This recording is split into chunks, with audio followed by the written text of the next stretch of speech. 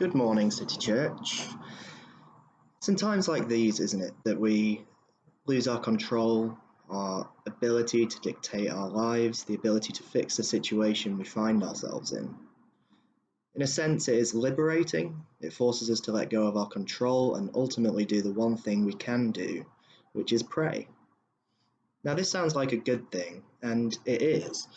It recenters our lives and our reliance on God, but I also find it very challenging personally. Now, I don't know about you, but when I'm praying about big situations, asking God for big action, if I stop and ask myself, do I believe He can do it? Do I believe He will do it? The answer isn't always yes. Now, doubt is not uncommon in the Bible, in Jude, in the Psalms, but that doesn't mean it's okay. Christ and the early Christians challenge our doubt in John 20 and James 1, to name just a few, but quite often asking, why do you doubt?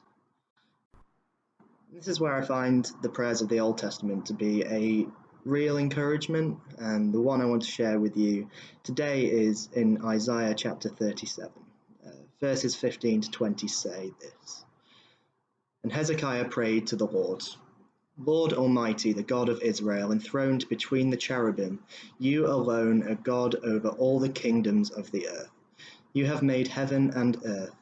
Give ear, Lord, and hear. Open your eyes, Lord, and see.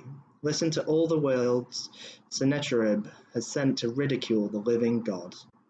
It is true, Lord, that the Assyrian kings have laid waste all these peoples and their lands. They have thrown their gods into the fire and destroyed them. For they were not gods, but only wood and stone, fashioned by human hands.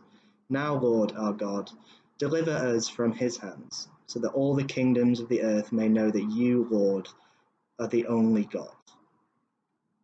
Now, if you aren't familiar with the story, the king of Assyria had attacked the kingdom of Judah, captured most of its cities, and sent a very large army to surround Jerusalem, and King Hezekiah threatening to destroy them.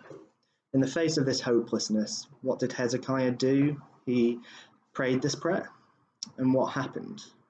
Verse 36 says, Then the angel of the Lord went out and put to death 185,000 in the Assyrian camp. When the people got up the next morning, there were all the dead bodies. So Sennacherib, king of Assyria, broke camp and withdrew. He returned to Nineveh and stayed there. And after that he was killed. He was ultimately defeated by Hezekiah's prayer. Now, when COVID-19 first arrived and there was this wartime rhetoric, I thought it was a bit of an overreaction. But now, with more deaths in the USA than in the Vietnam War, and fast approaching the number who died in the Blitz here in the UK, it's not hard to relate to this story. Surrounded by a powerful enemy, no control, no support. But it's passages like this that when we are praying now, I am praying to the same God, the God who made the universe, the God who destroyed countless enemies, the God who cares for our suffering and our hurt. Nothing is too big for him, and when we feel hopeless, God isn't. I suppose my encouragement is this morning. When you pray at the moment, pray big. Pray without doubt that God is capable of what you ask. Pray in belief it will happen. We may have lost our control, but God has not lost his.